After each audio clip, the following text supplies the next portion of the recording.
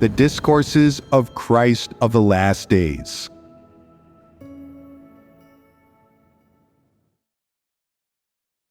Good behavior does not mean one's disposition has changed. Now, there are some people who work from dawn until dusk and forget to eat or sleep when they perform their duty.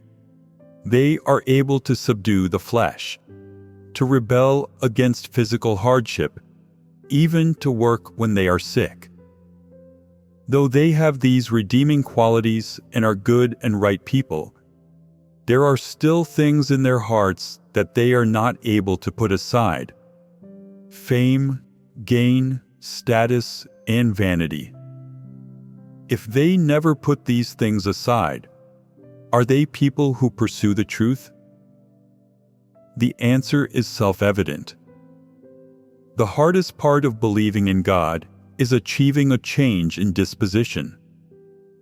Perhaps you can remain unmarried your whole life, or never eat rich food or wear nice clothes. Some people even say, "It doesn't matter if I suffer all my life, or if I'm lonely all my life, I can endure it. With God by my side, these things mean nothing." It is easy to overcome and resolve this kind of physical pain and hardship. What is not easy to overcome? Man's corrupt dispositions. Corrupt dispositions cannot be resolved through mere self-restraint. People can endure physical suffering in order to perform their duties properly, to satisfy the will of God, and to enter the kingdom in the future. But does being able to suffer and pay a price mean that their dispositions have changed? It does not. To measure if there has been a change in someone's disposition, do not look at how much suffering they can endure or how much good behavior they engage in on the surface. The only way of accurately measuring if a person's disposition has changed is to look at the aims, motives, and intents behind their actions, the principles by which they conduct themselves and handle affairs, and their attitude toward the truth. After coming to believe in God, some people no longer pursue worldly trends or pay attention to their clothes and appearance.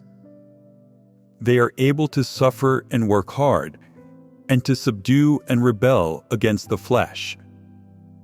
But when they are performing their duty and interacting with others and handling things, they are rarely honest. They do not like being honest. They always want to stand out and distinguish themselves, and there is intent behind everything they say and do. They make painstaking, meticulous calculations in order to show people how good they are, to win people's hearts, and to get people to favor and worship them, to the extent that people will come and seek from them whenever something befalls them. By doing this, they are showing off. What disposition is it that they reveal? It is a satanic disposition. Are there many people like this? Everyone is like this. On the outside, they stick to all the regulations. They are able to suffer a little and are somewhat willing to expend themselves. They are able to let go of a few worldly things. They have a bit of resolve and willingness to pursue the truth, and they have laid a foundation on the path of belief in God. It is just that their corrupt disposition remains intact. They have not changed at all. Even if they understand the truth, they cannot put it into practice. That is what it means to have not changed at all. Acting willfully in all things is the way that those who live within satanic dispositions behave. When the intent behind their actions is wrong, they do not pray to God or deny their own will. They do not seek the truth principles, nor do they seek from others or fellowship with them. They do whatever they want, whatever they happen to desire. They act recklessly and without restraint. They may not outwardly do evil, but they do not practice the truth either. They follow their own will in their actions and live within a satanic disposition. This means that they do not have love for the truth or God-fearing hearts, and they do not live before God. Some of them may even understand God's words and the truth, but they cannot put them into practice. This is because they cannot overcome their own desires and ambitions. They clearly know that what they are doing is wrong, that it is a disruption and disturbance, that it is loathsome to God, yet they do it over and over again, thinking, "Isn't believing in God about gaining blessings? What's wrong with me pursuing blessings? I've suffered quite a lot in the years I've believed in God. I've let go of my job and abandoned my prospects in the world in order to gain God's approval and blessings. Just based on all the suffering I've endured, God should remember me. He should bless me and endow me with good fortune." These words suit human tastes. Everyone who believes in God thinks like this. They feel that being a bit contaminated by the intent to gain blessings is not such a big problem. But if you consider these words carefully, are any of them in line with the truth or part of the truth reality? All this forsaking and suffering are just kinds of good human behaviors. These actions are governed by the intent to gain blessings, and they are not the practice of the truth. If one were to use the moral standards of man to measure these people's behavior, they would be deemed industrious and frugal, hard-working and tough. At times they are so wrapped up in their work that they forget to eat and sleep, and some of them are even willing to return lost items to their owners, to be helpful and charitable, to treat others with understanding and generosity, to not be miserly or persnickety, and to even give away the things they love most to others. All these behaviors are praised by man, and they are recognized as good people. Such people seem glorious, admirable, and deserving of approval. In their actions, they are scrupulously moral, fair, and reasonable. They repay the kindnesses of others and care about brotherhood, so much so that they would sacrifice themselves for any one of their friends, and would endure suffering and go to the ends of the earth for those closest to them. Though many people may have praise for this sort of good person, can these people really accept the truth and practice it? Would they really lay down their life to exalt and testify for God? Not necessarily. Can they be called a good person then? If you are trying to judge whether someone fears God and shuns evil, or if they have the truth reality, would it be accurate to always evaluate them based on human notions, imaginings, ethics, and morality? Would it be in line with the truth? If human notions, imaginings, ethics, and morality were the truth, then God would not need to express the truth, nor would he need to do the work of judgment and chastisement. You must see clearly that the world and mankind are dark and evil, that they are completely devoid of the truth, and that corrupt mankind needs God's salvation. You must see clearly that God alone is the truth, that only his words can cleanse man, that only he can save man, and that however good a person's behavior is, it is not the truth reality and falls even further short of the truth itself. Though these good behaviors have become widespread and recognized among people, they are not the truth and never will be, and they cannot change anything.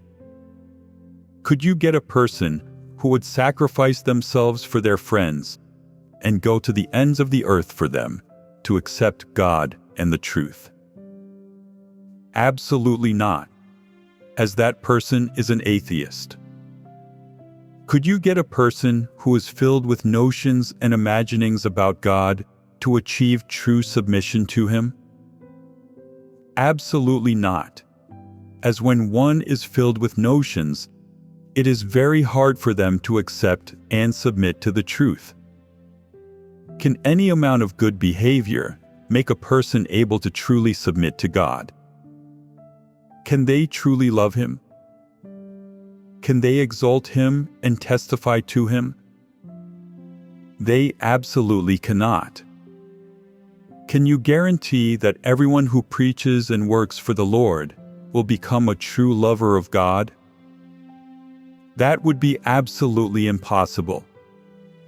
So, no matter how many good behaviors a person engages in, it does not mean that they have truly repented and changed, and less still, does it mean that their life disposition has changed.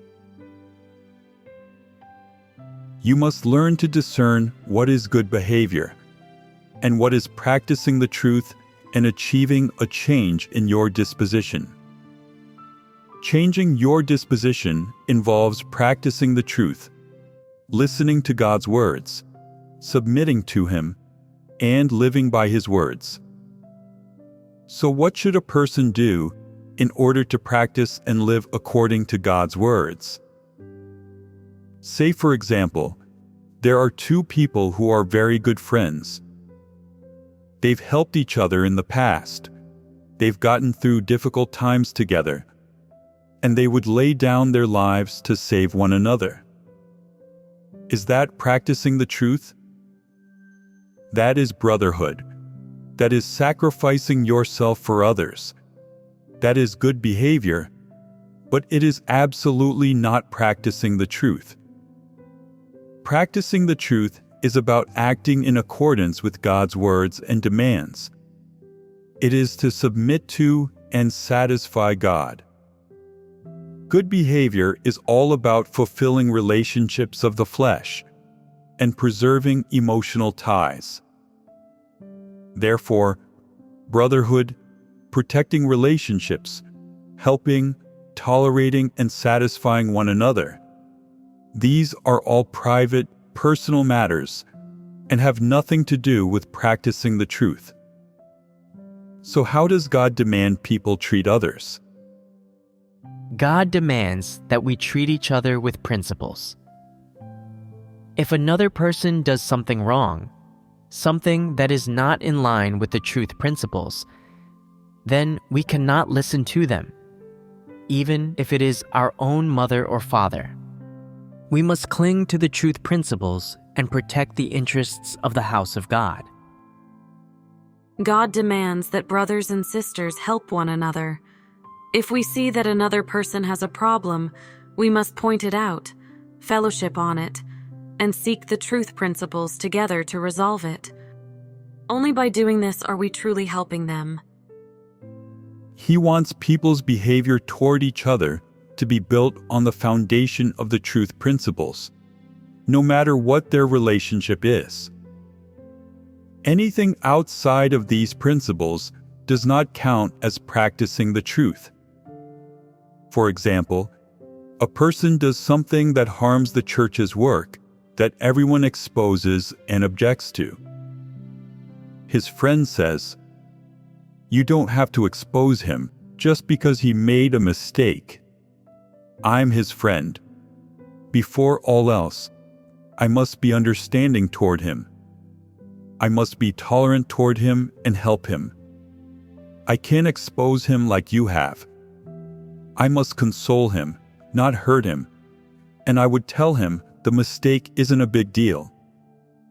If any of you exposes him and gives him a hard time again, you'll have me to deal with.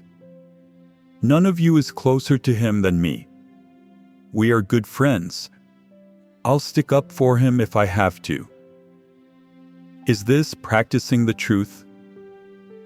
No, this is a philosophy for worldly dealings. The person's mentality is based on another theoretical foundation too. He believes that my friend helped me out during the hardest, most painful time in my life. Everyone else had abandoned me. Only he took care of me and helped me. Now he's in trouble, and it is my turn to help him. I feel that this is what it means to have a conscience and have humanity. How can you call yourself human if you believe in God, but don't even have this small amount of conscience? Doesn't that make empty words of your faith in God and practicing of the truth? These words sound as though they are right. Most people can't tell them for what they really are. Not even the person who said them, who thinks that the motive behind his actions accords with the truth. But are his actions right? Actually, they are not. Look closer. Every word he says is born of human ethics, morality, and conscience. If one were to judge him based on human ethics, he has a conscience and he is a loyal person. Sticking up for his friend like this makes him a good person. But does anyone know what disposition and essence is concealed behind this good person? He is not a true believer in God. First of all, when something happens, he does not view the situation according to God's words. He does not search for the truth in God's words, but instead chooses to view the matter according to the morality and ethics and life maxims of unbelievers. He takes Satan's heresies and fallacies as the truth and pushes God's words to the side, ignoring what is said in God's words. By doing this, he is scoffing at the truth. This shows that he does not love the truth. He replaces the truth with satanic life maxims and the notions, ethics, and morality of man, and he acts according to satanic philosophies. He even says with confidence that this is practicing the truth and satisfying God's will, that this is the just way to act. Is he not just using this guise of justice to violate the truth? Isn't this kind of situation common when it comes to how people conduct themselves and handle affairs? When you always speak the words and doctrines, you are aware that you lack the truth, and that it is really fellowshipping on the truth that has value. And you also know that in this dark and evil world, only the lives of those who have obtained the truth have hope and value. And yet, when a major event happens that requires you to face up to it and make choices, you will feel that it is Satan's philosophies, morality, and ethics that are the truth and are useful. At that time, the truth in God's words, which you wish to pursue, is not useful. What problem is this? If you can acknowledge that God's word is the truth, why can't you put it into practice? Why don't you dare put the truth into practice? What is it that you're afraid of? You're afraid of the slander and judgment of other people, of losing your worldly prospects, and of damaging your personal interests. When you don't practice the truth, when you become a deserter and deny the value of the truth in God's words at a crucial juncture, This is sufficient to prove that you are not someone who loves the truth, and that you love Satan's philosophies, heresies, and fallacies instead. That you pursue worldly prospects, the interests of your flesh, and your reputation and status. And yet you claim to love the truth. This is hypocrisy. All this is enough to demonstrate that you have never accepted the truth or put the truth into practice in your belief in God. In that case, do you have a God-fearing heart? Is there a place for God in your heart? For all that you normally acknowledge that God's words are the truth, once something happens, God will not be in your heart, and you will esteem yourself above all. And you will treat human relationships, philosophies for worldly dealings, ethical rules and precepts, and the standards of conscience and morality as the truth. These things, which belong to Satan, have already become substitutes for the truth in your heart. So haven't you degenerated? You have now completely betrayed God, and you have fallen entirely into darkness. A lot of people have been so busy in the many years that they have believed in God, so why don't they have the truth reality? In fact, the root of the problem is that those people do not love the truth. If you say to them that they don't love the truth, they will feel aggrieved. But in reality, is their indignation reasonable? No, it is not. No matter how many sermons those people have heard, or how many doctrines they have understood, they don't practice the truth when the time comes. They don't act, handle matters, or approach the people, events, and things around them according to the truth principles. And they always have their own opinions. When someone is talking to me, these people always say, "Listen to me. Let me express my point of view. This is my point of view. This is what I mean. And I want to act in this way. Will you listen to me?" I know what you mean without you saying it. You don't have to always talk about what you mean. It is not the truth. And stating it clearly won't make it the truth.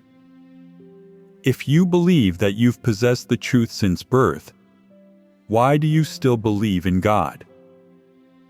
If you can intuitively understand all of the truths that God has expressed, as though you can comprehend all truths, and you yourself are the truth and can solve all problems, then why do you still believe in God? Some people say, "Why are you always right and get to make all the decisions? Why don't you listen to me?" What kind of words are these? After listening to you for so many years, I haven't heard a single word that is right, or that accords with the truth. So why should I listen to you? I would like to hear some relatively correct views from man. It would save me some thought and energy, but I don't hear any. All I hear are fallacies and rebellious words, grumbling and negative talk. It's all contrary to the truth, so why should I listen to it? If everyone was made to listen to you, they'd rebel against God, resist God, and oppose heaven. They'd all follow Satan and ultimately perish. If you listen to my words and ponder on my words, you will understand the truth, be able to come before God, and embark on the road to salvation. Only God's words can save people, and only by understanding the truth, practicing the truth, and achieving submission to God can people attain God's salvation? It's not easy for people to accept the truth. When I'm around people, I want to hear how the brothers and sisters have entered into the truth recently. What progress they've made in discerning people, events, and things, and in putting the truth into practice. What their conditions are like. Whether they've reversed and changed their incorrect states. How much knowledge they have of their corrupt dispositions. How much understanding they have gained of themselves from the revelations of their corrupt dispositions. How many of their misunderstandings about God have been dispelled, and how much their knowledge of God has increased. I would like to hear about these experiences and knowledge, but unfortunately, most people cannot produce this kind of experiential testimony. They lack the truth reality, and they only speak the empty words and doctrines, distorted, prejudiced words and complaints, or else words that attempt to show themselves off and to claim credit and seek rewards. How do you think I feel when I hear them? Will they put me in a good mood? Very seldom do people say anything about their practical experience of and insight into the truth, words that make people feel better after hearing them. And without those kinds of words, what people say is either taking credit and seeking a reward, or irrelevant empty words. Do you need to speak to me about those hollow doctrines? You're barely able to mislead ignorant people by talking about those doctrines. So isn't it devoid of reason to speak about them to me? When some people chat with me, they always talk about false spiritual doctrines. And when discussing some matter, they always say, "Everything is in God's hands. It's all ordained by God." They think that speaking about external affairs isn't spiritual, and that only knowing how to talk about spiritual doctrines is spiritual. When I speak some practical words to them and talk to them about the details of living, they don't take it in. They only want to hear high-sounding sermons and grand spiritual doctrines. Do people like this possess reality? They not only lack reality, they are also utterly lacking in reason. They are truly arrogant and ignorant people.